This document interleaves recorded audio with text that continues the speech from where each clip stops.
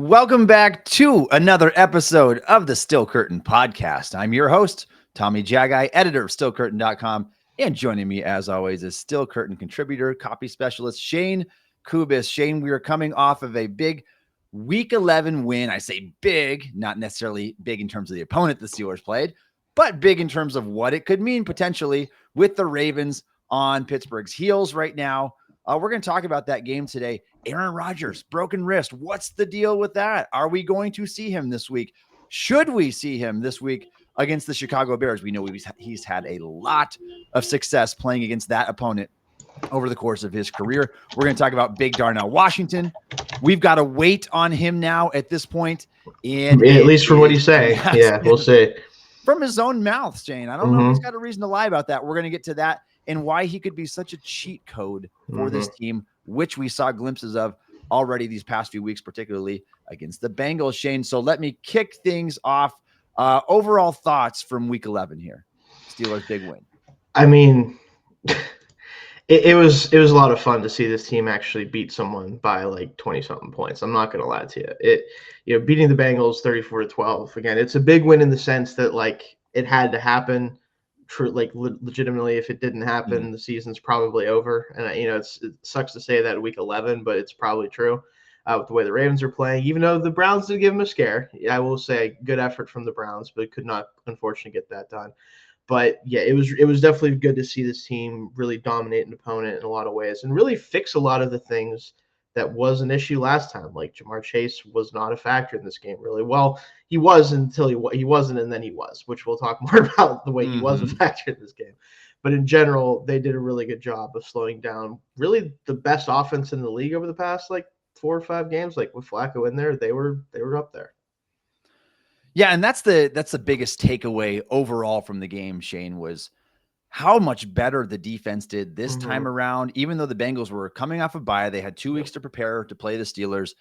I will flat out admit I didn't give Terrell Austin and the defense any credit. I'm like, you have not had a game plan for this guy for a couple of years now. Going back to last season, if you remember the season finale in Week 18, the game plan was to put Corey Trice Jr. in his first ever start on an island against Ja'Marr Chase. Yeah, that'll work. To his credit, I think he held Chase to 96 yards on like 10 targets or something that way. About as well as you could expect to do against the league's best receiver. In the first time around on Thursday Night Football in Week 7, abysmal game plan, 23 targets for Chase, caught 16 passes for 161 yards and a touchdown.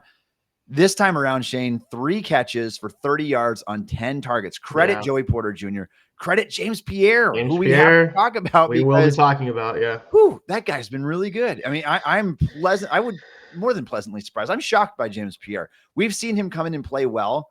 Yeah. To do it over like 176 snap sample at this point, to be the league's #1 graded corner on Pro Football Focus for what it's worth.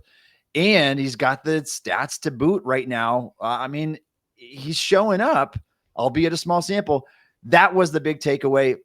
Offensively, I was a little bit disappointed still, Shayne. Like you have to be able to, I mean, this Bengals defense was allowing 426.6 yards a game, 33.3 points per game. It was on pace to be the worst defense in the history of the NFL in this modern era. And so the fact that the Steelers couldn't do a little bit more than what they did is a little bit discouraging on offense. Obviously, they got the pick 6 from Kyle Duggar. That aided towards the 34 points. It wasn't all offensive scoring there, but collectively just a pretty strong performance overall. Yeah, the offense was somewhat disappointing, but also I think there's some reasons why they didn't put up as many points or yards as they did. And we'll definitely get into that a little bit later in the show. But all in all, can't be mad about a 22-point divisional victory, later in the season when you really need to start racking those wins up. So absolutely. We will dissect that a little bit further here, but let's go to Aaron Rodgers and some of the big news trending right now. Rodgers suffered a broken wrist. Now it's not to the point where it needs surgery. Right. However, this is still a fracture, and Rodgers is not a spring chicken anymore. The guy turns 42 years old in a couple of weeks here. It makes you wonder.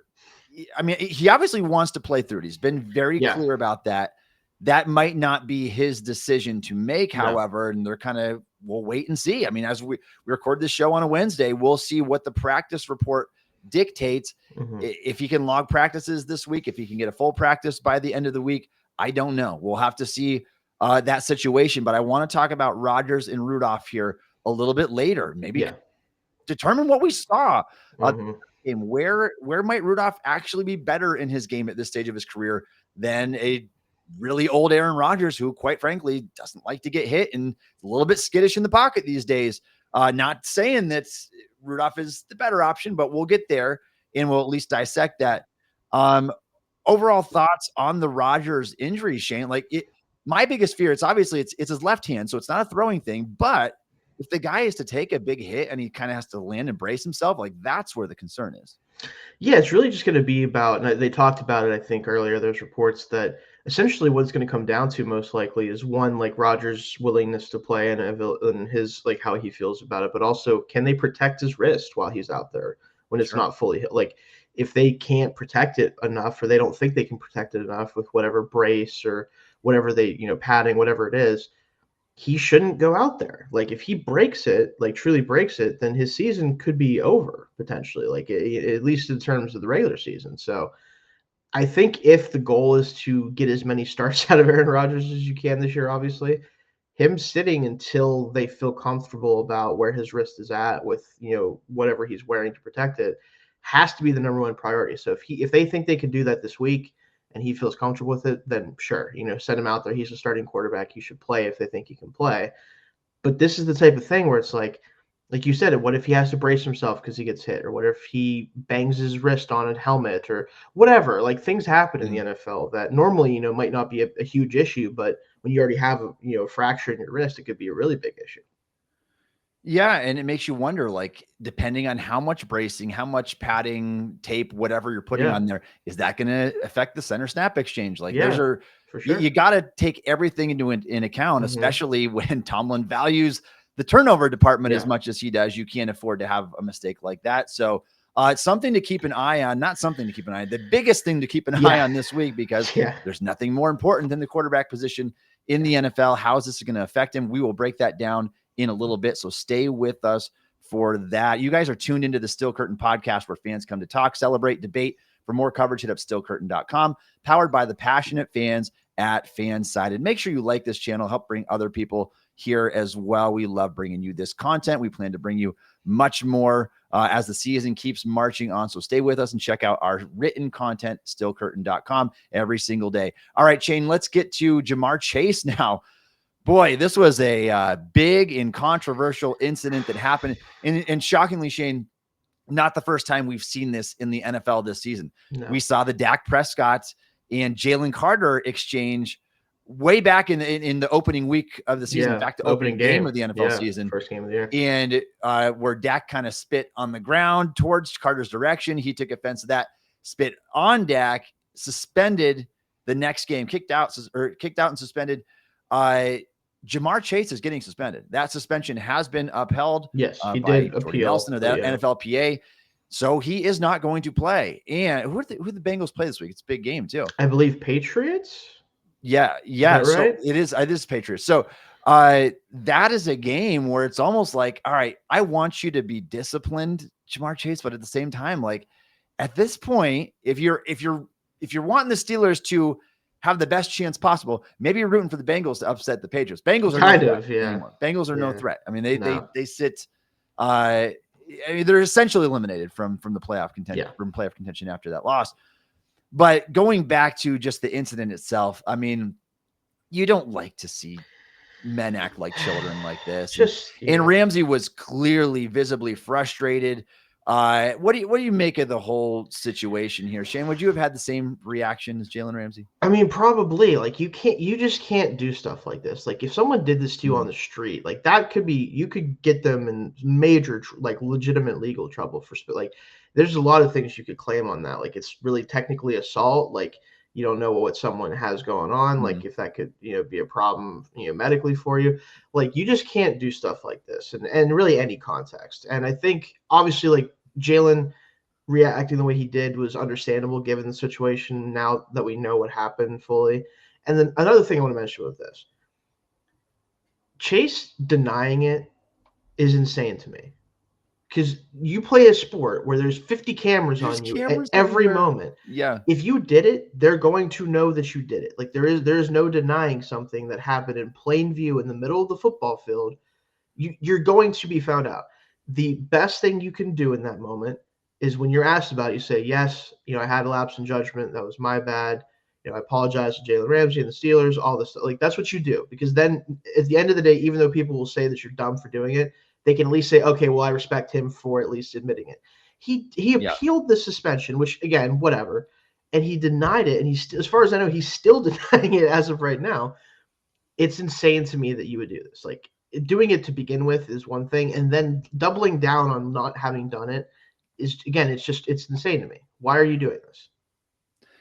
Shayne, to think that two high-profile NFL players that have been chippy with each other all game, that cameras wouldn't be on you in that situation to the point where you could sneak in a lie and try to get away with it. Just a ridiculous decision by Ja'Marr Chase, and a terrible decision to spit on another human like that. Like, he deserves the suspension. I'm glad that he's getting it. It's what's warranted here. And to continue along those lines, like Mike Tomlin was asked about Jalen Ramsey's reaction. He was clearly furious, grabbed Chase by the face mask and was tugging at him and all sorts of things. And Tomlin, quite frankly, just said, I have no message. If someone spits on your face, do what comes natural. And you get where Tomlin's coming from here. I mean, he's sending a message. He's backing up his player and the emotions that were running high in that moment. I mean, there's arguments on both sides of the fence here. Could Ramsey have handled it a little bit more level-headed? Sure. You're going to be fuming in that moment when you're already upset with the dude during that game. And especially like that just puts you over the top. Like, I know my anger, I'd probably have a hard time handling that as well. But what do you make of Tomlin's comments? I think he said the only thing you can really say for your player, because again, like, is the coach speak in the, like, trying to maximize the winning and all that stuff, is the right answer to that technically be like, I understand what happened, but you need to keep low. Like, he could say that, but Jalen Ramsey would just tell him, I think, to his face, like, you're insane for saying that. Like, of course I'm going to flip out at this. And that's why Tomlin, I think, took the right route and was like, yeah, if someone does that to you, I'm not going to be the one to tell you how to react to that. You just do whatever you got to do. Now, obviously, if it had gotten even worse, like if he tackled to the ground and like ripped his helmet out, like all, like if it was insane, sure, he would have been like, yeah, I would have liked him to handle it better. Throwing a hand at the face mask and like pushing, like, who cares? Guys do that for much less good reasons than Jalen Ramsey had. So I think it's the right response from his coach. All right, Shayne, let's move on and talk about another comment from Mike Tomlin. This one's more controversial than the Jalen Ramsey comment is. Yeah. Oh my goodness. I don't even know what to say anymore with some of this stuff. Basically, Mike Tomlin was asked about James Pierre and his play and Darius Slay, who's out with concussion protocol. Tomlin said that when Slay returns and he's healthy enough to come on the field, paraphrasing, of course, he is going to get his starting job back, which means that James Pierre is going back to the bench. Now, if you had told me this before the season started, I would say, of course, this is Darius Slay. I know that the guy is old, but he's an established player. He's been here forever. James Pierre has kind of been just that journeyman, if you just the bottom of the roster type of guy for the longest time now. He's 29 years old. But what we've witnessed in the first 11 weeks of the season, Shayne, is that James Pierre, anytime he's been called upon, has been spectacular. And Darius Slay has not. No. Darius Slay has been bad this season, just downright bad. So we said, even before maybe the most impressive performance of his career that James Pierre just had defending Ja'Marr Chase, we said before that Darius Slay needed to hit the bench for somebody, whether it was Eccles or praying that Corey Trice can come back. And now with all of Junior hopefully sitting here, somebody. But now, especially, I mean, you see James Pierre just go off. I mean, this guy is firing on all cylinders. You don't see this often. Like I said, 29-year-old cornerback, former undrafted guy coming out of nowhere and just he was what, took him this long to work his way up the ladder. If I remember correctly. So, what's that? I think it was FIU he came out of back in the day. Yeah. I think it's something like that. Yeah. And so far this season, I mean, he has been light, 90.9 PFF grade, which is number 1 in the NFL assuming that he had enough snaps to qualify Yeah. for a grade, which I think he fell maybe just short of that. Darius Slay has been bad. I mean, he's allowed like 30 of 40 catches for close to 400 yards and a touchdown and 110, 120 pass rate. Like it's not been good. So, and you can see that on film. Like the guy is just always 3 steps behind. He just doesn't have it anymore. He turns 35 years old on New Year's Day. He is 2 years older than the next oldest cornerback to play a snap in the NFL this year. Not the next oldest cornerback to start in the NFL, the next oldest cornerback to see the field. Turn one snap in the NFL this year, 2 years older than that guy. And you just can't go on with him anymore. And especially when you see you've got the answer staring you right in the face, at least for now. And maybe Pierre will backslide and become the James Pierre that we knew in previous years. But for now, if Tomlin likes to roll with the hot hand, he's done it before at the quarterback position. You're not going to do it at cornerback. Like, is this just money speaking? Is it past reputation speaking? We saw how much he loved Miles Jack and Patrick Peterson and guys that he just was infatuated with for whatever reason before. Is this another one of those situations, Shayne? I do think it's part of that. Like we've seen this with Tomlin multiple times with players who like clearly just aren't the same versions of themselves that maybe he fell in love with as draft prospects or as pros or whatever, right? Like, if you told me like, oh, Patrick Peterson on your team, like for a long time, that would have been really cool. Not so much by the time the Steelers got a hold of him. Same thing with Miles Jack. Like it just wasn't the same. That has been the case with Darius Slay. And I think part of me is thinking like, okay, well, in the NFL, a lot of the time, guys don't like to lose their job because they got hurt, right? Like they don't like to give away jobs just because someone got banged up. But it's different in this case because it's not like Darius Slay was not worth benching before he got hurt for the millionth time this year, right? Like this was somebody who clearly needed to see the bench sooner rather than later, regardless of his health. And just because he's going to be coming back at some point doesn't mean he should get that job right back. So I'm hoping, Pierre plays so well at this point and continues to play so well that it just doesn't matter and that he's going to play regardless, or at least play a lot of snaps, even if it's not all the snaps. But yeah, like if he sticks with Darius Slay like the rest of the season when he's healthy, it's going to hurt this team a lot more than it helps it. Yeah, Shayne, and I have this statistic handy now. These are stats from Pro Football Focus. Darius Slay in 2024 on 319 coverage snaps has allowed 28 receptions on 40 targets for 396 yards. That's 9.9 yards per target allowed, 3 touchdowns allowed with 3 pass breakups, 7 missed tackles, a 126.7 pass rating allowed, and this equates to a 57.2 PFF grade. James Pierre has allowed 5 receptions on 21 targets for just 70 yards. That's 3.3 yards per target. And he just got done covering Jamar Chase. 2 pass breakups, 0 touchdowns allowed, 2 missed tackles, a 51.7 passer rating allowed, and a 90.9 PFF grade. He has been spectacular. There's no denying it. The film backs that up as well. You watch him on the All 22. It's like, where did this guy come from? Can't explain it, but for whatever reason, he is cool, calm, and collected. And for what it's worth, that pass rating could be a lot better even. Remember the pick that he had that just barely didn't get his feet down in bounds? Like that would have made the opposing quarterback passer rating like plummet even further. So he's just playing really well. And I think that, like I said, you look back to what was that 2 years ago? Yeah, it's 2 years ago. You give the quarterback the ball to the quarterback with a hot hand, which was Mason Rudolph at the time over Kenny Pickett and Mitch Trubisky. You were willing to do it with the quarterback position. You've got to be willing to do it at corner as well. And you can see that there's a problem there. Here's your solution, at least for now. Roll with it. Tomlin's not willing to do that. It's a little bit frustrating. Yeah. All right, Shayne, before we move on, I probably should do some ex-Steelers watch real quick right here. George Pickens just came off another monstrous game with the Dallas Cowboys. A little bit disheartening. 9 catches, 144 yards, and a touchdown on just 11 targets. He's been one of the most efficient receivers in the NFL this year, on pace for 98 receptions, 1,500 yards, and what was it? 16 touchdowns? I think it's 16 or 17 touchdowns, yeah. That's a little bit discouraging to see. Yeah. But, I mean, what I would say to that is the trade looks bad right now. Pickens looks like an all-pro. The talent was always there, but so were the headaches. So were the antics. For 3 years, the Steelers dealt with it. And I still, even after how awesome he's been playing with the Cowboys, We don't know what his future holds. He might be a one stop and go with Dallas. They might not be able to afford him, or because I just don't know if they can make the franchise tag work with their finances.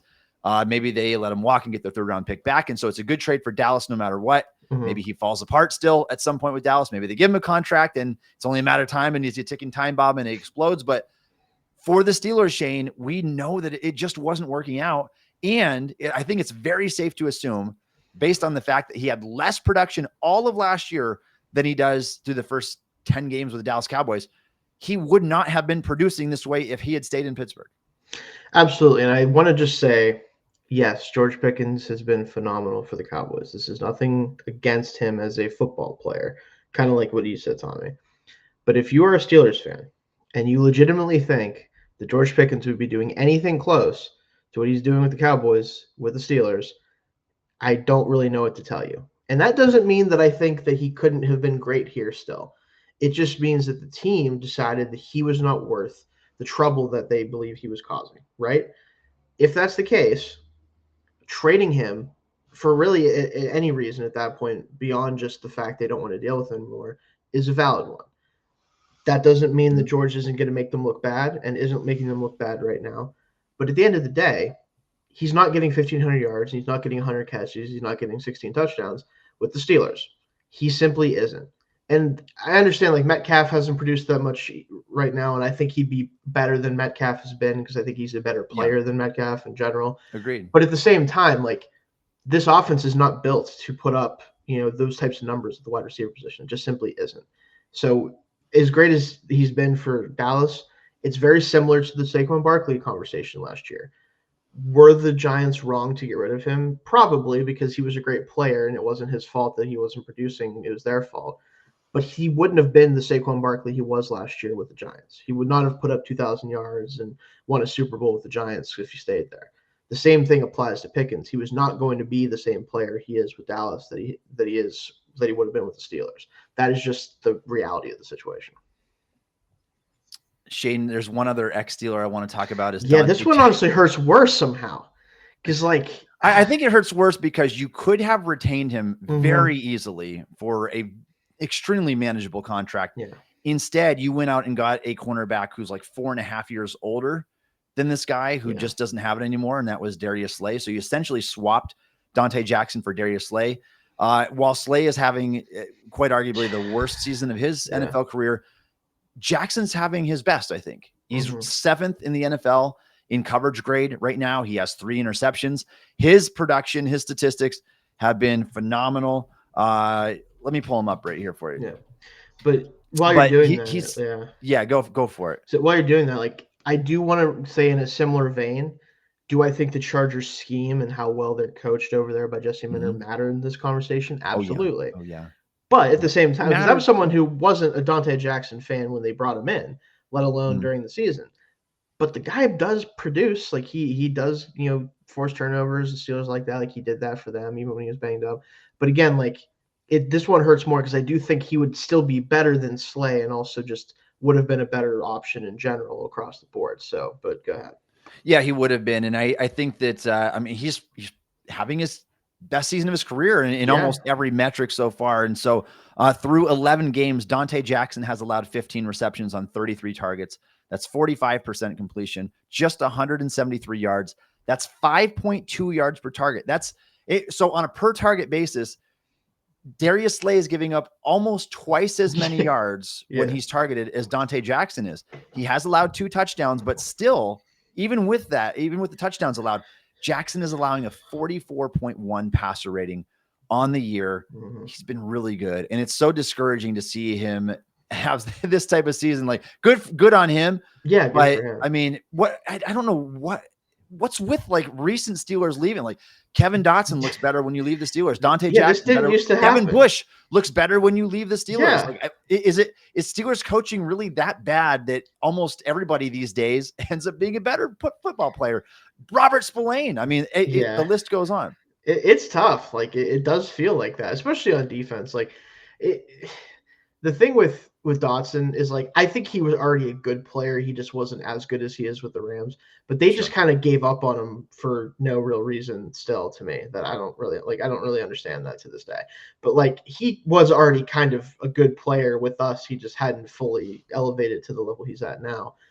With the other ones, like, they were bad for this football team. Like, Spillane had his moments. Like, I still think of the stuff on Derrick Henry and like the interception of Lamar Jackson, like all that's like, I remember some plays he made, but overall he wasn't like a great player for us.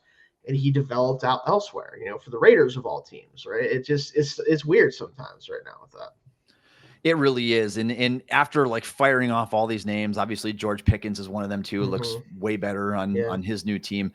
It makes you wonder, like, all right, what changes have to be made? Because if these guys really they did have the talent to begin with, and you failed them, like, we got to start. Like, I don't want to see who's next. Like, I don't want to see Keanu Benton or whoever ends up leaving and being like, I'm still like, oh, I know it's like, all right, come on now, come on, just make it work here. Your players might be more talented than we realize after seeing this list. All right, Shayne, we're going to move on and talk about offense, defense, special teams from this past game. We're going to brush over this pretty quickly because we got a big agenda for today. But if you love Steelers talk, you are in the right place. This is the Steel Curtain podcast, powered by SteelCurtain.com and Fansided, where fans share their passion every day. Make sure you're checking out our written content, SteelCurtain.com, and like and subscribe to this channel. Please help bring followers here. All right, Shayne, Steelers versus Bengals, 34-12 win. We talked about that. We're kind of going to brush over these positions here. Let's skip the quarterback position because we're going to talk about that in just a second. Jaylen Warren is awesome. I mean, that run against the grain, like that on that pitch out left, you follow your blocks to a T, and then you just cut all the way back across the field. Massive play on that. I don't even know the distance traveled on that play. Probably Next Gen Stats has it. He probably, I think it was a 35-yard run. He had to run at least 70. Like, he probably did. Yeah, I mean, that was just absurd. Yeah. But he's legitimately one of the most efficient running backs in the NFL this year. Success rate, I think he's 5th in the NFL. He's good. I mean, the guy is just good, and it makes you when success like this, it's like, all right, I don't even want to invest in the running back position anymore if I can find guys like this. But that contract looks like an absolute steal at this point for Jaylen Warren at like $4.5 million a year. Like that, you can't beat it. No, and the only problem with him is that, like, he just needs to touch the ball even more and play even more. But he got banged up in this game, so I'll give them a little bit of grace there. Yes, like but he needs to touch the ball 15, 20 times a game at minimum. And I understand, like, you don't want to wear him out entirely. You don't want to him to get hurt. Like, he's already got banged up in this past game. And also, while we're talking about running backs, Kenneth Gainwell finally made me eat my words a little bit. Granted, they finally did it in a little bit more of a creative way. They did some passing screens and in the past, but like, he finally was productive in the passing game, which was key. He had both the touchdown receptions for this team, but they do need to get Warren more involved in the running game. They have to lean on that running game more, especially if the quarterback position is suddenly a little bit in doubt. So we'll talk about that later. Yes, Jaylen Warren, 10 carries for 62 yards at 6.2 a pop. Kenneth Gainwell, 9 carries for 24 yards, 2.7, but we'll get to his receiving stuff in a second here. Caleb Johnson, 5 for 15, and whatever it is, Shayne, whenever most unlucky person on the planet. Yes. He will pop off a nice run, and it's always brought back from a penalty. This time with this ball, he caught the face mask. Other times it's been holding calls. But he never looks good in the box score, but he always has one of those runs. It's like, all right, there's something to get excited about here. I'd like to see him get more involved moving forward too, especially if it kind of keeps Warren as productive and efficient and as healthy as he's been so far. Let's talk about the receivers. Kenneth Gainwell was the leader in the pack, 7 receptions for 81 yards and 2 touchdowns. He made a lot happen after the catch, which has been the story of the entire Steelers receiving room. Very opposite kind of the Matt Cannon offense, where there was nothing going after the catch. Aaron Rodgers relies almost solely on stuff to be happening after the catch, which we'll talk about here in a little bit as well. I've got some numbers that are very discouraging from an Aaron Rodgers standpoint here. But Gainwell, very good game from the receiver position. Couldn't be more efficient, really, which has kind of been the opposite. I think for most of the season, Shayne, throwing to Kenneth Gainwell, throwing to Jonnu Smith has kind of just been a waste of a target, not this time around. Exactly. And that's what there's been an ongoing joke in our Steel Curtain Twitter chat that we have of, each Kenneth Gainwell reception takes a day off my life. This time, I think I may have gained a couple back in this one, right? Like, it legitimately was a good option for this team. And I think obviously they got a little bit more creative with it. There's a couple of nice screens that broke and all that good stuff. So it wasn't just the normal, like, it's really those dump offs, like where he's running to the sideline where there's like nowhere for him to really go and he gets like 2 yards. Those are the ones where I'm like, all right, like I understand like taking the check down is better than taking a, incompletion or a sack or whatever, but you can't average like 4 yards per reception at any position in the NFL. I'm sorry. You can't, not with like 30 catches or whatever he has. So it was definitely good to see him bump that average up a little bit in this one.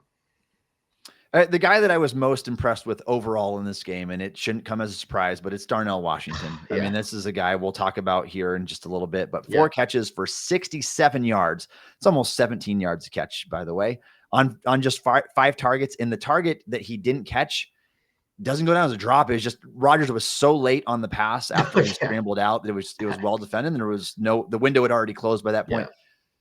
Washington is just a beast with what he offers you in terms of the blocking / receiving package. Nobody wants to tackle the guy. He's got some deceitful speed after the catch. And I mean, he's really coming into his own. It's shocking that with his impressive skill set that it took Mike Tomlin and the Steelers until year 3 to use him like this.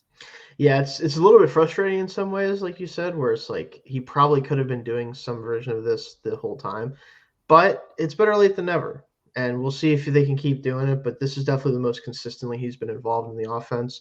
Still been some games where he just doesn't see the ball at all, and he doesn't get involved that much. But I have a feeling, especially after a game like this, that will probably be more consistently used in the passing game.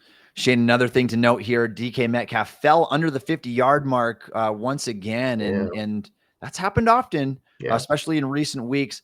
Even bigger to note than that, though, potentially is Roman Wilson may have surpassed Calvin Austin finally in the pecking order as the wide receiver 2 of this team. He outsnapped Austin in this game. For what it's worth, Austin had 1 reception for 5 yards. I think he has 2 catches for 17 yards, if I recall, over the last 2 games. His production's really taken a dip, and maybe, just maybe, this is going to come with seeing more Roman Wilson involved in the future. That's the hope. And I think that's the right decision if it is one that they've truly made. We'll see if that continues to be the case. But at this point, it's just, again, I think we know what Calvin is and what he's capable of. And that's being like a low end, 3 gadgety type of player, occasional deep threat. Wilson has much more upside than that, in my opinion. I think it's time to find out if he can reach that or not. And Shayne, we talked about when players leave a team recently and go to another team, how well they've looked. Players that have come in from coming off of a good season have kind of gone the opposite direction, which we've seen. Darius Slay was one of them who at least had a respectable year in Philadelphia. Jonnu Smith is another. An Ofer, big old goose egg, despite seeing 2 targets in this game. And I've got some numbers for you here, Shayne, because the Steelers have a Jonnu Smith problem. And it's all right because they don't necessarily need him with what they have in Washington and in Freiermuth. But since week 4, Jonnu Smith has 25 targets. On those targets, he's turned that into just 98 yards. That's 3.9 yards per target. 1 touchdown and a 78 pass rating when targeted. That's rough stuff. That is really rough stuff.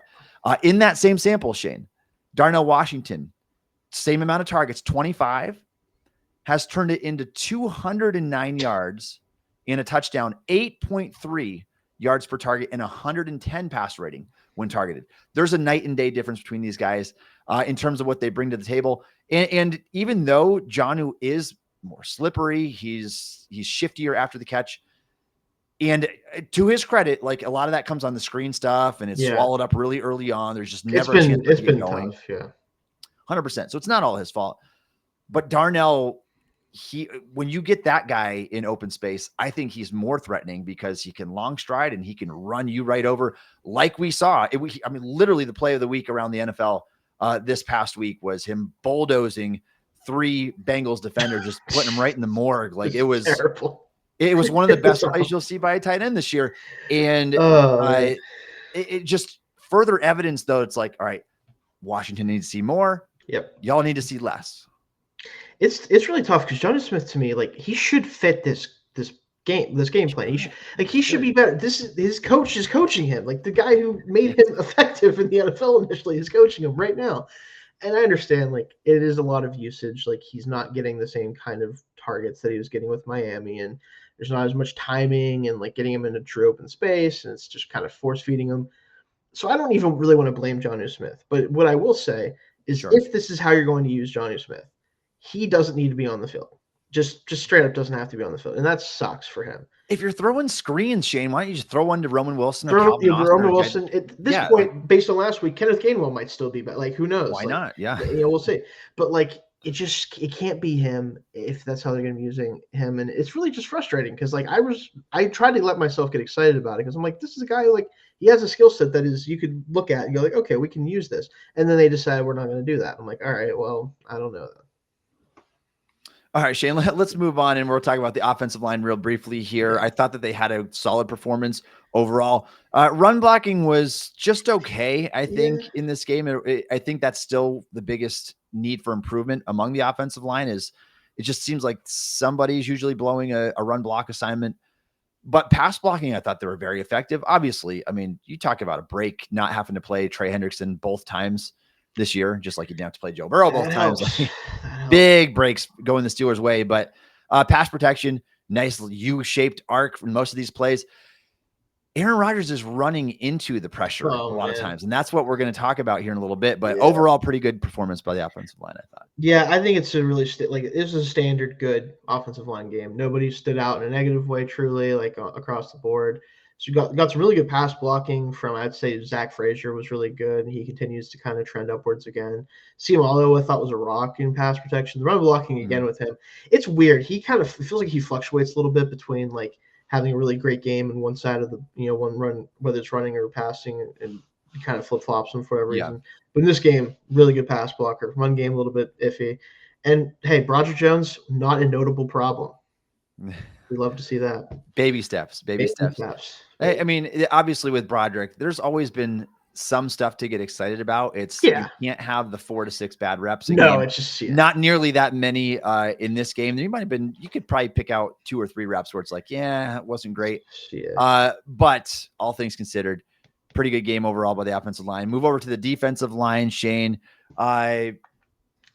What are your biggest thoughts on the defensive line in this game? Obviously, I mean, they still allowed 105 yards on the ground, almost 5 yards a carry. It's not ideal. I mean, Chase Brown only seems to have good games against the Steelers. It was better than the first time around in Week 7 on Thursday Night Football. So run defense, a little bit spotty. Obviously, the pass rush was good. They were getting flack a little bit uncomfortable this game, but fairly solid performance overall. I think the run defense was definitely a little bit iffy for sure, especially for this team that kind of prides itself on it on the defensive line, especially. The pass rush, I think, was fine. I think Herbig gets the only sack, and they didn't get a lot of opportunities for sacks, but they did get more pressure this time. I think Keanu Benson looked really good again. Like he needs to keep trending upwards, and he is.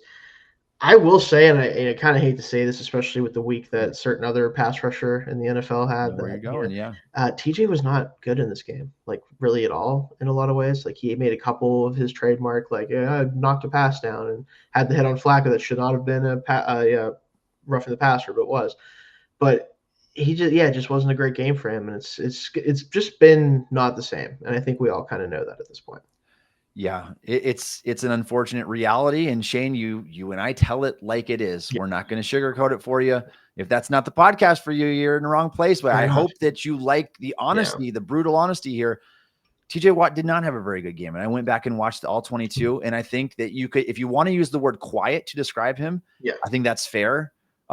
Some would argue that it was, you could say that it was worse than quiet. But even quiet at $41 million a year is not acceptable. Like you have to be better.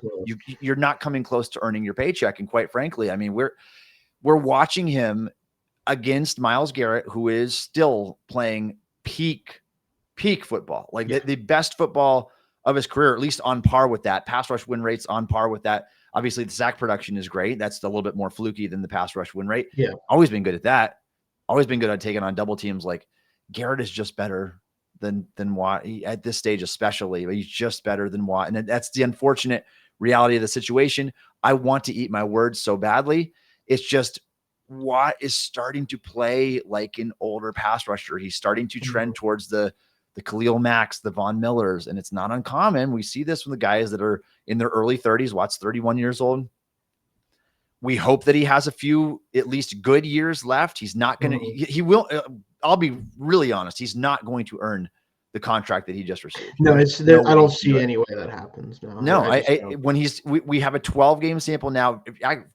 We go back further than that. We have the last half of last year, all the way through the first, not quite 3/4 of this year, but we have a full season sample going back to last year that Watt is a good pass rusher. He's not an elite pass rusher anymore. Yeah. And yes, you can say he's getting chipped at a high rate. He's getting double teamed at a high rate. He's just not doing anything to overcome those things. And so, like I said, he's been quiet, and quiet is not good enough with the contract that you're earning. No. Moving on, I know linebackers has been certainly a topic with this team. I think honestly, Patrick Queen was good this week overall. Like I didn't see anything with him that irritated me. Like it tends to happen with him. I think he tackled better than he's had for a lot of the season. I think in coverage, he wasn't, he's never going to be great, but he didn't give up anything bad over the middle of the field. The Bengals didn't do a good job of attacking that part of the field, frankly, a lot of the game.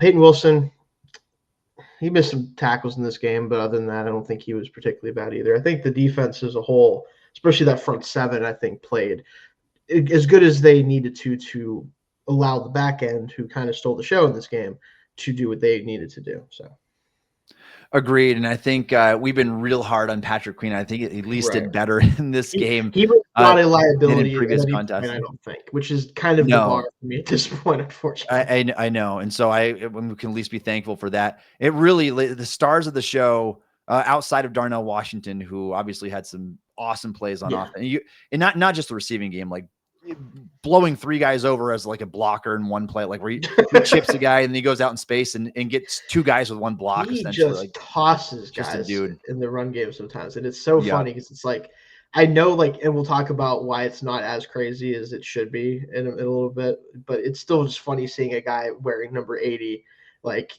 tossing guys around in the run game. It really is.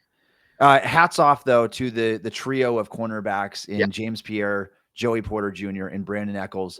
Those guys played Jamar Chase and T. Higgins about as well as you could in this game. 18 collective targets between those two receivers, just 93 yards on 18 targets. And so that's exactly what you would hope for in even if you're playing the Broncos and their secondary, like whatever, that's as good as you can do against this duo. Absolutely. And as much as, obviously James Pierre is kind of the story right now because of him kind of emerging out of nowhere, Brandon Knuckles has been quietly pretty good for this team for most of the year.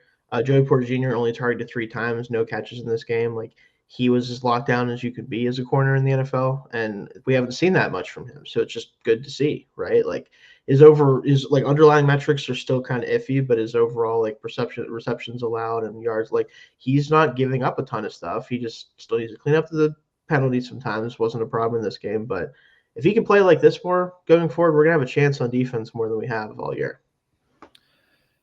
Shayne, moving on to special teams. The only kind of note that I have here is Calvin Austin's back at punt return duties. And I want to know, and I don't know if we have a definitive answer, is this more of Keyshawn Williams being maybe in Tomlin's doghouse because of the fumble that he had the other week, or is it because maybe Austin's receiving a bit of a demotion as going back to being the wide receiver 3, and Tomlin wants to still keep him as involved as possible on teams? Maybe. Yeah. I mean, I know Williams, I believe, was out this past week with a concussion, if I'm not mistaken, but Williams was I heard something about him banged up. He was credited with a kick return for 20 yards. Was I thought did they write the wrong?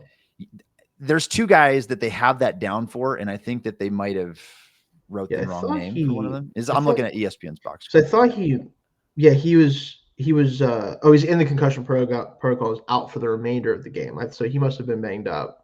I don't recall that return, but they have him down in the box score. Gotcha. But yeah, he got banged up too, so that could be part of it. But in general, I think you're right that Austin might be getting demoted to some degree, like you said. Like, as far as being the true number 2 for this team, I think he's going to start splitting a lot of those reps with Roman Wilson here. I also just wanted to mention it. as far as safety play goes. Duggar's interception return touchdown, unbelievable. Yeah, like he's fast. been really good. He's been really good for this team since they brought him in. I talked about this on the reaction show with Josh Yorish and Mark Powell, but anytime a safety does that particular play where they're that robber role and they get that interception, it's one of my favorite plays in football. It's so satisfying to see a safety like read that out and make that interception. And then when you take it back for touchdown, 73 yards, it's even better. So I just want to shout him out as well. Absolutely.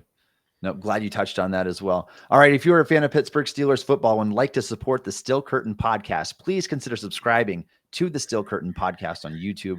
We appreciate all of your support. Also, check us out on stillcurtain.com, dropping fresh content every single day. All right. Let's talk about Darnell Washington. I mean, we touched on the game that he just had, but and then I kind of brushed on his statistics as of late over his last 25 targets since week 4. Has been spectacular. 8.3 yards a target, 209 yards and a touchdown, 110 pass rating when targeted. This comes after being used almost zilch in the first 3 games of the season. I think he had 1 target in there that wasn't completed. I mean, you have a weapon here. And I want to start with this actually, Shayne. So Darnell Washington joined the St. Brown podcast with Amon St. Brown and Economia St. Brown, the wide receiver brothers. Yep. Where they kind of were poking at him and saying, tell us your weight. How much do you weigh? He tried to get around it. And then eventually he succumbed to the peer pressure and he caved. And Darnell Washington revealed his playing weight. He said now, drum roll, he plays at 311 pounds. Shayne, I'm not surprised by this because you watch his mammoth frame out there. You see him. You're like, okay, this is a 300+ pound tight end. I don't care what the team website has him listed at, 264 pounds, whatever ESPN mock draftable. Like that is what you were back in the 2023 NFL Combine. He tested as a phenomenal athlete back then. He's probably not the same athlete now, playing with 47 extra pounds, 47 extra pounds. Yeah. But he's still a good athlete. That's very surprising for his frame. But man, that is a body transformation. I mean, that's prototype offensive tackle traits at 6'7" with a 7'1" wingspan and 311 pounds. This guy is huge, Shayne. And I will say, I'm pretty sure it was on the reaction show as well, which you guys should definitely check out after every game. We do go live on this channel with the guys over there. But I think we were talking about Washington in his game, and the conversation turned to like, what do we think he actually weighs? And I have to pat myself on the back. I said 310. That was my guess. I said, I think he weighs 310 pounds. Almost right on the dot. Yeah, and I'm like, I'll take that, right? But realistically, like, yeah, he is a tackle playing tight end, but he's also like, if he was playing tackle, he'd be the most athletic tackle maybe we've ever seen because he's a tight end. Like that's kind of the thing with him, right? It's like it's very kind of reminiscent of like Jason Peters, where he played tight end and then moved to tackle. Like I think you could do that with him, and this has been a conversation, but at this point, like I think he's more valuable as the cheat code 6th offensive lineman. You talked about like we're talking about right now, his cheat code. He is, because you get to play with 6 offensive linemen without playing with 6. Like that's just awesome to be able to say. So it's been phenomenal watching him play. Yeah, I mean, how many teams can you say can have a player like Darnell Washington? Is there a team in the NFL that has a player like Darnell Washington where you can use him that way? Now, there's some guys who are really good blockers. Yes. Don't get me wrong. But to have that frame to match where you can stay in and pass protect like a left tackle, like against edge rushers, like actually, against actual edge rushers and not just chipping, like he can do it all. And so I think that's just where it's such a rarity. Before the draft, Shayne, going back a ways now, before the 2023 draft, I compared Washington to I'm blanking on the name right now. Packers tight end, Mercedes Lewis. Like that, and it was pretty common comp because of the frame. If he can play anywhere near as long as Mercedes Lewis has played into his 40s, like I mean that would be phenomenal. Knee issues and all that he was flagged for, like this Steelers problem, pick back. Like it's shaping up to be an awesome pick. He's going to be a guy that's up for a contract. What do you do with this? Right now, you're paying your tight ends a combined $24 million a year, $24.4 million a year. you got to keep this one. I don't care about the other two tight ends. At this point. No offense to one. Pat Freiermuth, especially because I feel like he's being done a disservice with the way he's being used. But I don't care about any of the other tight ends on this roster if it means that we don't have Washington. Like if you have to get rid of the rest of them and bring in a whole new backup unit and have Washington be the tight end one, then you do that. Like you have to. There's just no way you can let a guy like this go at this point for a multitude of reasons that we've already talked about. But like he is a unicorn in the NFL. Like this is not a player you find on any other roster in the league. And you can't afford to lose that because it's really a big part of why your offense works when it does right now. Absolutely, Shayne. Let's talk about why the team needs to use him more. We brushed on his efficiency already. What he's done after the catch has been phenomenal this year. He can go down the seam. I think he's got really soft, natural hands. He can contort his body, which we saw the other week on a kind of a pass that wasn't in his radius, just kind of thrown behind him, and we had to reach out and extend for it. Like he's just a pretty natural football player. And I mean, who was it that gave him the comp? Because I was thinking the same exact thing. Like he's essentially the tight ends version of Derrick Henry after the catch, where it's like nobody wants to tackle this guy. No. You get ahead of steam, he's coming right at you. He's going to knee you in the face because that's how low the cornerbacks have to go, or he's going to hurdle you like we saw a couple times this season. That was a car crash. Hit that triangle button and he's off to the races. Like it's just not right what he's able to do some of the times. So why not get this guy more? Like I'm not joking. I want to see this guy get like 4 to 7 targets a game. That's where he needs to be. It needs to be more than like the 2 or 3 to sometimes 5 targets. He needs to be consistently like 5+ to me. Yeah, and I think there's a couple ways you get to that number effectively without forcing the issue, like getting him on a track and allowing him to catch with space in front of him. Yes. So that way he can get that build up speed drag route that he still had. I mean, you saw the play that he had the 3 truck sticks in a row, or the stiff arm and the 2 truck sticks. Like he ran a little shallow route, he caught it, went up the field and was able to get ahead of steam. And like, yeah, he's not as fast as he was at the combine where he ran a 4.6 something, it's 6.7. But he's probably still like a 4.8 guy at worst.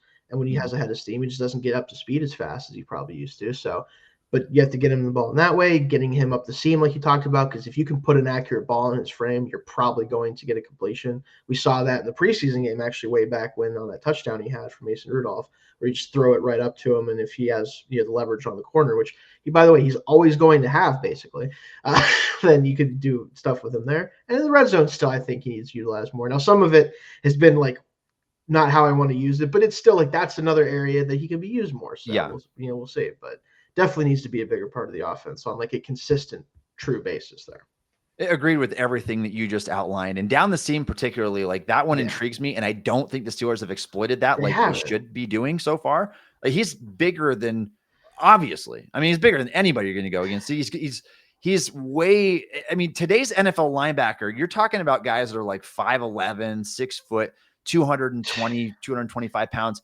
He can flat out box those guys out. He can go up over the top of them, use them down the seam. Just like, I mean, that's where I want to see him be used more, but especially like out in space, get that head of steam, because we see what he can do.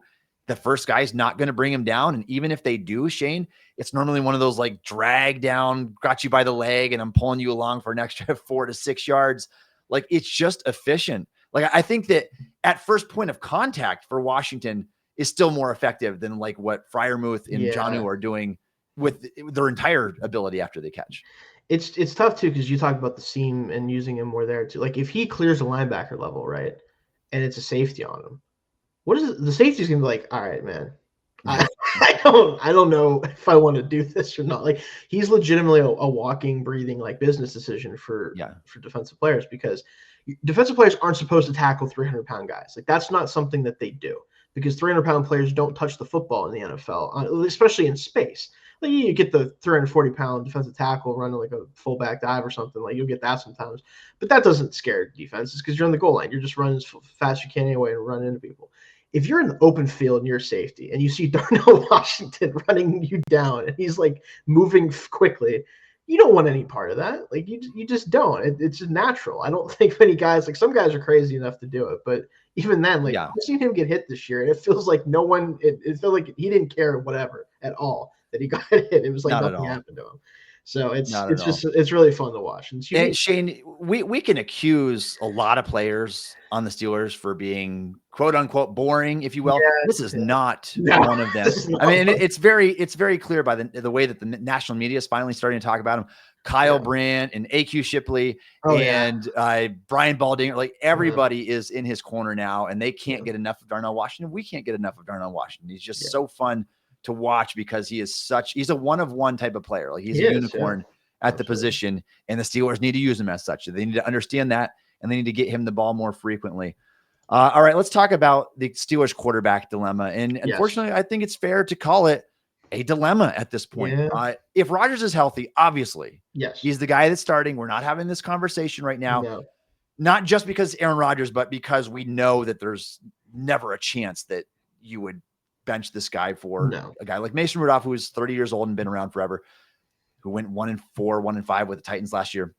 We wouldn't be having the conversation, but we are having the conversation because Rodgers is injured. He has a broken wrist, albeit it's not his throwing wrist. Right. But what happens if you take a big shot? What happens if you land on that? What if you suffer a setback? We talked about if he's got to be cast and wrapped, is it going to affect the center exchange?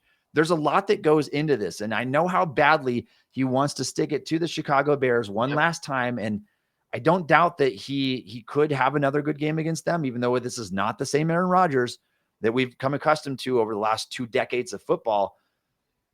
For what it's worth, I'll save this stat for later. I'll save the Rodgers versus Bears stat for later. But Rodgers, though, versus Rudolph, I think is a serious discussion this week. But before we get there, Shayne, how bad has Aaron Rodgers been at this point? I want to get your opinion, and then I've got a statistic I'm going to throw out here that's going to be pretty disheartening, I think, for a lot of Steelers fans.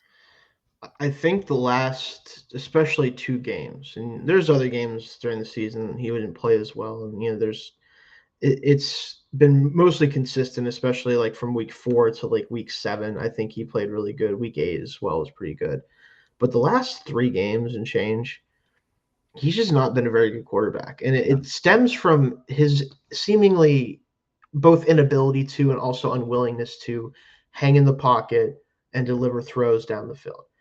In the NFL, especially at this point, with the way that pass rushers are and how deep a lot of these pass rushing units are, you have to be willing as a quarterback to stand in there, see the rush coming, and deliver the football anyway. Like, it is just kind of a non-negotiable if you want to be an elite quarterback at this point.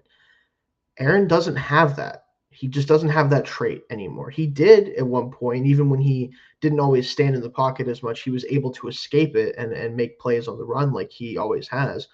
But he can't do that at the same level anymore either. So he doesn't have a trump card. Like, he doesn't have the ability to beat pressure by either sitting there in the pocket and delivering a throw anyway with his quick release, or getting out of the pocket to deliver a throw down the field outside of structure. Like, he just can't do either one right now, or at least isn't willing to do one of them. And if that's the case, so much of the offense is basically like, okay, well, is my first read open and going to get me productive yards? Great. It was awesome. When it isn't, it kind of feels like the offense doesn't do anything in the passing game at this point.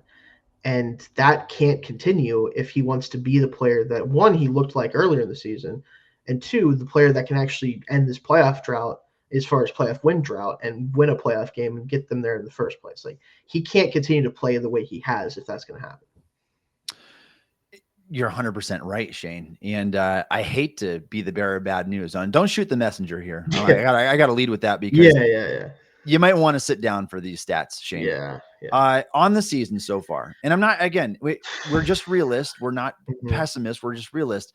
I got to tell it like it is. And Rodgers has not been very good. Now, box score stats lie. I would just caution anybody, if you're just looking up how many touchdowns compared to interceptions Rodgers has, obviously he looks pretty solid there. He always has, even last year on the Jets when he led them to a 5-12 record. But there's more that goes into playing the position. We had Trevor Sikkema on the show a few weeks back. Obviously he's the Pro Football Focus analyst. And he explained why Rodgers was grading out so poorly this year. And again, even if you take PFF with a grain of salt, what he said makes sense. His difficulty of assignment has been very easy. A lot of check down stuff, a lot of 3-step drop, ball is out, quick release. easy reads, go into your first read, like all that factors into your grade. And it's why his grade is relatively low. Now, I'm not even going to talk about PFF. I've got other advanced stats here that I want to share with you, and they are more than concerning. And so Aaron Rodgers, through the first 12 weeks of the season with the Pittsburgh Steelers, he ranks 33rd in intended air yards per pass attempt, 5.9. He ranks 35th in completed air yards per completion, 3.6. He ranks 35th in completed air yards per pass, just 2.4. He's 17th in on-target throw percentage, 71.6%. 19th in bad throw percentage, which is 16.3%. He's first in yards after the catch per completion. That means he's relying on his receivers and tight ends and running backs to do all of the work after the catch. But the stats I just outlined, Shayne, there's 32 starting quarterbacks in the NFL.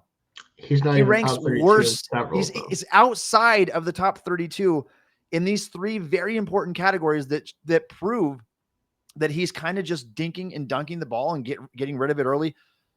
That's not where you want to be. This is not a sign for success. This is not a sign for lasting success. And I will take this one step further. I hate to do it, but I got to take this one step further.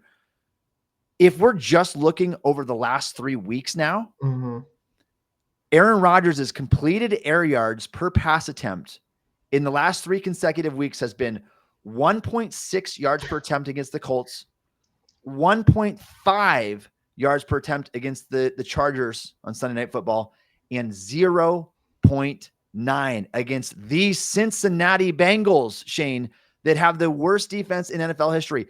He didn't even average a full completed yard per pass attempt against the Bengals before leaving the game with a wrist injury.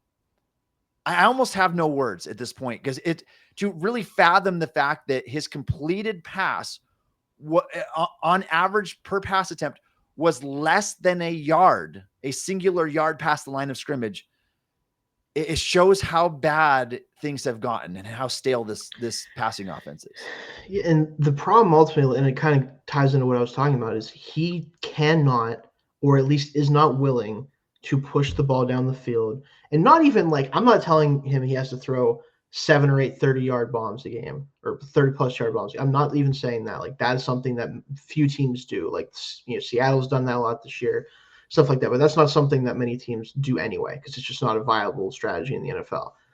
But throwing the ball 10, 15, 20 yards at a time to try to get chunk plays in the middle of the field or on the sidelines, whatever, that is just not part of his game right now. And you can't play consistent football at the quarterback position when you can't target that part of the field. Like, if you're relying on checkdowns and screens and crossing routes that don't even get to the 10-yard mark and slants, and it's not that those aren't going to be a big part of your diet for most offenses, because they're the easier completions, they get yards, all that good stuff. But on 3rd and 9, it feels like this team has no answers for 3rd and 9. Like, when it's 3rd and 5 plus, it almost feels like unless Aaron gets lucky with yards after the catch, or he does actually find a way to fit something in over the middle of the field for 10, 12 yards, the play's over. Like, the drive is over, you're punting the football. That's what it's felt like, especially the past 3 weeks, but really all year for the most part. And yes, his touchdown numbers are good, and he's not turning the ball over a ton and all this stuff. But that's part of what you get with Aaron Rodgers. Like, he's going to score the ball in the red zone a ton, especially. But he's not getting the 15, 20-yard chunk plays that he used to get with ease in his prime. He just doesn't get them anymore. So unless that changes, you're going to see these numbers look very similar the rest of the year. Now, to his credit, he at least tried to hold the ball longer against the Bengals than he has all season long. But it didn't result any better. In fact, the results were worse. He didn't produce as part of making that decision. Yeah, like he didn't produce with it. And I think because the reason is, and again, this is where it gets a little bit more subjective rather than just objective statistics. Right. I think the reason is that he's a little bit skittish in the pocket. Mm-hmm. He clearly does not have the play extension ability even more, even though he tries to do it. Yeah, he's running himself into pressure. If you want to check it out, I cut up all of Aaron Rodgers' pass protection snaps, passing snaps from the All-22 on my X account. You can go check that out over there. I also had them side by side. with Mason Rudolph, so you can see how he compared in the pocket compared to Rodgers. Rodgers was running himself into pressure at times where he escaped when he didn't need to. He kind of could have held the ball a second longer from the pocket instead of rolling out into the pressure. He made Fautano's job really hard in this game a couple times. And then when he is escaping, he's not the Aaron Rodgers of old. He can't do the things that he used to do on the run, which made him the legendary quarterback that he is in many ways. It's not to be unexpected when he's nearly 42 years old. And so that I think is the biggest issue that he has right now. And just sharing one more thing on Rodgers here, Shayne, the 2.4 yards per attempt, completed air yards per pass attempt that he has this season, which ranks 35th in the NFL. It's down to 1.4 over the last 3 weeks. And I don't even know where that ranks. And I don't want to probably last. I would probably assume. Last among anybody that's even I can't this imagine. Year. Yeah. So it's really bad. It's really bad. And it's really disheartening because you think about it's going to take, if you want a serious shot in the playoffs, it's going to take some level of competent passing game, offensive firepower, which the Steelers have none of right now because the average depth of target is so low, and they're relying on everything to be done with yards after the catch, and there's just no plays down the field. And that's the unfortunate reality of the situation right now. Yeah, absolutely. All right, Shayne, let's talk about Mason Rudolph now and where he comes into play here. We have an injured Aaron Rodgers, Rodgers with a broken left wrist, who hasn't been playing very good football the last 3 weeks, averaging under 5 yards a target, I believe, during that span. He might have got that part up a little bit the past 3 weeks, but the completed air yards, terrible. Continue to go down, yeah. And we have Mason Rudolph, to be fair, he didn't do a ton either. There's a lot of check down stuff. Yeah. Where I thought Rudolph was best in week 11 against the Bengals was just maneuvering within the pocket, sidestepping, not escaping. That's not his game. We know that that's never been his game, but kind of just sidestepping in the pocket, letting the U shape develop in front of him, standing tall, whether that's because of his being brain dead at times or whatever, but he's 6'5". He's not afraid to stand tall in the pocket, step up into the pocket, even when pressure is coming into his face, which he does a really good job with, and deliver a ball. Still a lot of check down stuff. But Shayne, I have to ask, injured Aaron Rodgers, healthy Mason Rudolph. Considering how Rodgers has played in recent weeks, are they fairly similar at this point? And who would you start if the decision was up to you? I think that you do go with Mason Rudolph because of really 3 things that I think are important to talk about here. One is the obvious that Rodgers is not going to be fully healthy, regardless of whether he's technically able to play or not. He is not going to be, full bore, like everything's 100% the same Aaron Rodgers. Like, it just isn't. Like, knowing he has a broken wrist, whether he cares about it that much or not, is going to factor into his play. And it's going to probably make the issues he has, not sitting in the pocket, not wanting to get hit, not going to make him better. It's not going to be more willing to get hit with a broken wrist than he was before that. So that's the number one thing. 2 is this Bears defense has a lot of issues, and they tend to struggle against teams that can do anything competently. Like, no offense, Vikings, but not so much them right now. And I think that they are susceptible to a quarterback that is able to sit in the pocket and deliver throws down the field and over the middle of the field. And that's what Mason is better at right now than Aaron. Absolutely. And the third, maybe most important thing, this offense needs some sort of spark. And that doesn't mean that Rudolph is going to be that, or that he needs to play the rest of the way once Aaron is healthy and all that stuff. But I think they need to kind of get these receivers back involved a little bit more, get Metcalf involved a little bit more, especially. And I think Mason, because of the way he plays, like you talked about, is going to be more able to do that right now.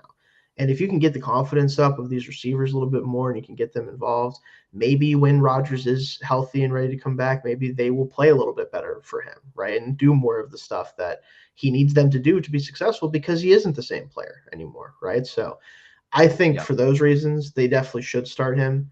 And frankly, I already don't know how big of a difference there is between him and Rodgers at this point, especially the most recent version of Rodgers we've seen.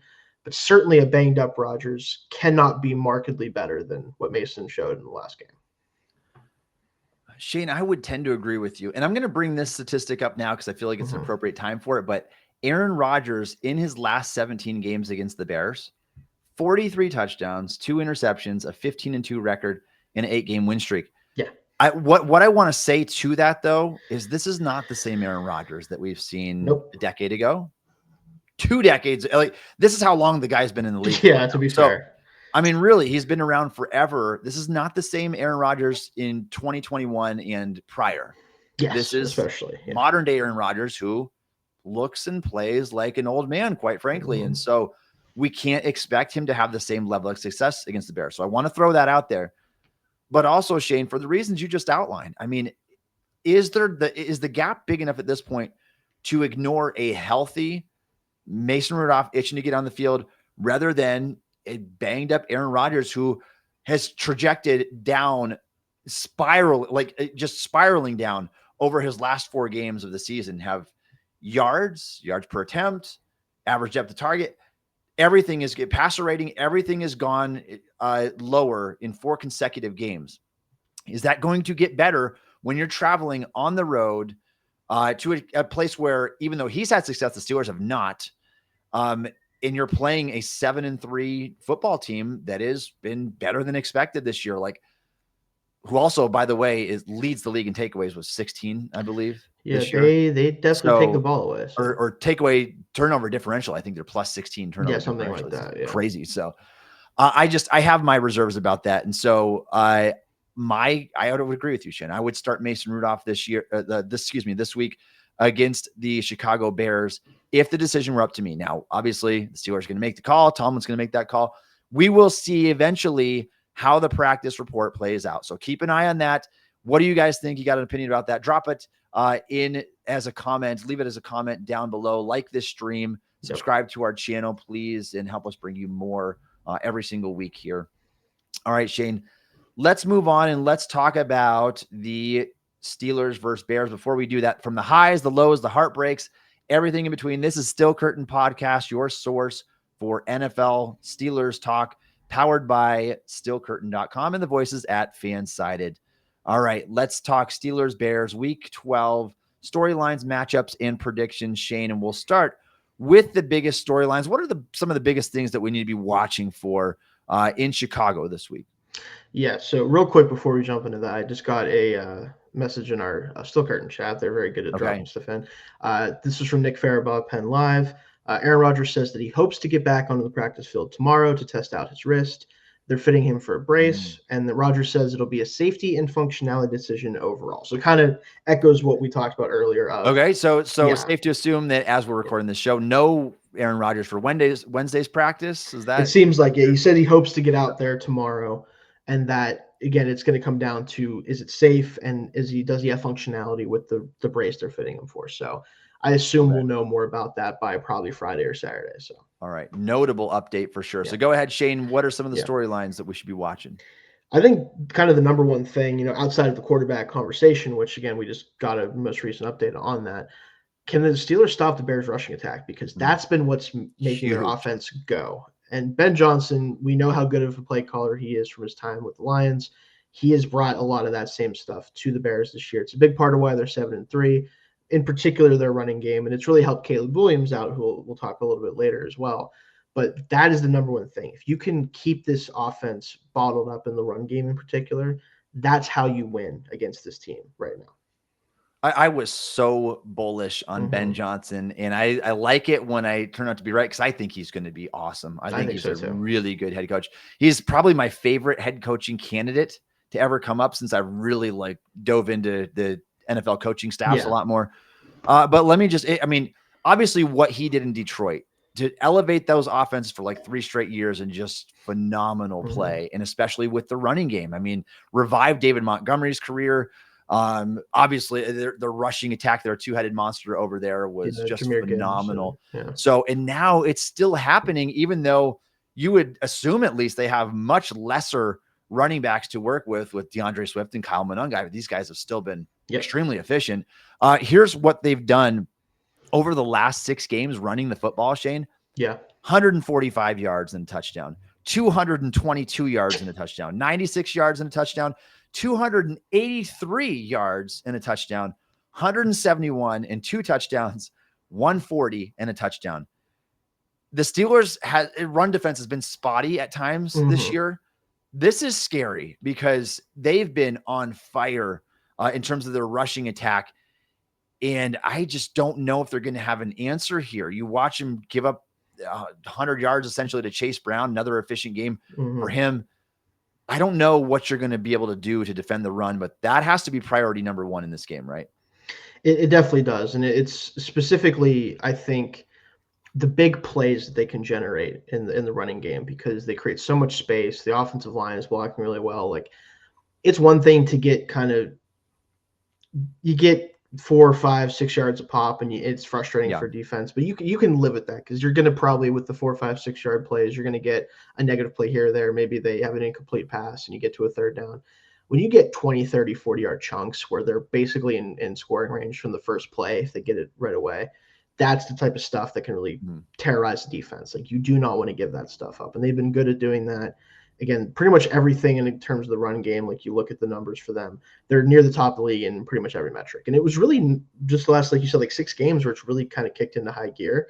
Before that, they were good, but not great. Yeah. Now it's like they're probably trending towards being one of the best in the league by the end of the season, or maybe the best rushing attack in the league. And that's with, again, running back talent that is not as good as what he had with the Lions, for sure. So it's got to be the number one priority for the defense. Oh, absolutely. Let's talk about the Caleb Williams then emergence that we have written down here too. I mean, he has been a roller coaster ride early in his NFL career. Yeah, all the tools are there. But what have you noticed about Caleb Williams? What could make him threatening to the Steelers this week? I think one of the biggest things with him, and this kind of goes into his style of play, but he has, and I'm pulling it up right now because I want to make sure I have the specifics on it, but he has one of, if not the highest time to throw in the NFL for quarterbacks, obviously. Yeah. And the thing that really hurt him last year when he was playing that way is he was taking a ton, and I mean a ton of sacks, like to the point where it's almost ridiculous that he was getting, sacked as much as he was. This year's time to throw on the season is 3.36, but he's only been sacked 16 times, and his pressure to sack rate is only 12.2%. That's down from 28.2 as a rookie. Like, he was getting sacked at an enormous rate on top of being pressured a ton. Now he's been able to take on that pressure, allow that pressure to come through still by holding the ball, but he's just a magician in the pocket, like truly like special sack avoidance and ability to extend plays. And that's what I worry about with this team is if they can get pressure on him, they have to get him on the ground too. And that's been what teams have not been able to do, and something the Steelers sometimes struggle with themselves. So it is something that I think, like, let's say TJ or Herbig, whoever gets quick pressure on him, is he just going to kind of sweep out of the way of him and get outside the pocket and make a huge throw down the sideline to, Rome Odunze or whoever, Colson Loveland's coming on? Like, he has really emerged in that sense where the completion percentage is still very low. Like, the accuracy needs work still, but he is really kind of inviting pressure and then beating that pressure in a way that he did not do as a rookie. 100%. And I think that is terrifying because if his play extension ability, I mean, you could count on one hand, a couple fingers, probably the guys that are better at doing it. Josh Allen, one, but Caleb Williams is up there these days, and he's only in year 2. But this is what had a lot of people comparing him to a guy like Patrick Mahomes, who I thought was an outrageous comparison because you're talking about Patrick Mahomes here, but coming into the NFL, his play extension ability was so good. And sometimes to his own detriment, where he just, like, you don't need to hold the ball like 6 seconds and take a sack. You got to get rid of it at that point. But you're seeing what he can do when he does extend the play, and he can be very lethal in that regard. And so I think that is the best trait he has going for him. Accuracy can be a little sporadic. The ball can sail on him at times. He's got a rifle on that attached to that right shoulder, but man, it's you nailed it though. That is the biggest thing. Can they get him to the ground, Shayne? Because I still think the Steelers will be able to get pressure on Caleb Williams because he does hold the ball a little bit longer. But what he does after that can kind of dictate how this game goes. If you can't get him on the ground right away, we could be looking at a disaster in the secondary where plays break down and now guys are running free down the field and you're playing backyard football at that point. So we'll see how that ends up happening. But yeah, let's go ahead and we kind of already touched on some of these matchups here, Shayne. Yeah, let's get to our predictions. It's kind of a longer show today. So Steelers versus Bears, week 12. This game is in Chicago Supposed to have some fairly nice weather. I think it's around like 54 degrees and sunny. Like it's not nearly as bad as it could have been, I guess, this time of year. We're talking mid-November. What do you think is going to be the ultimate outcome here?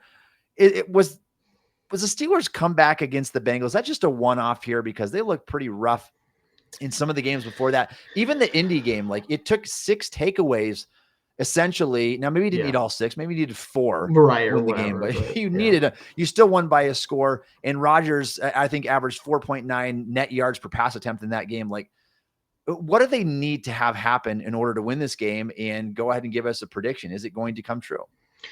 Yeah, I think that this is a game that they absolutely need to win, and I do think it's a game that they can win.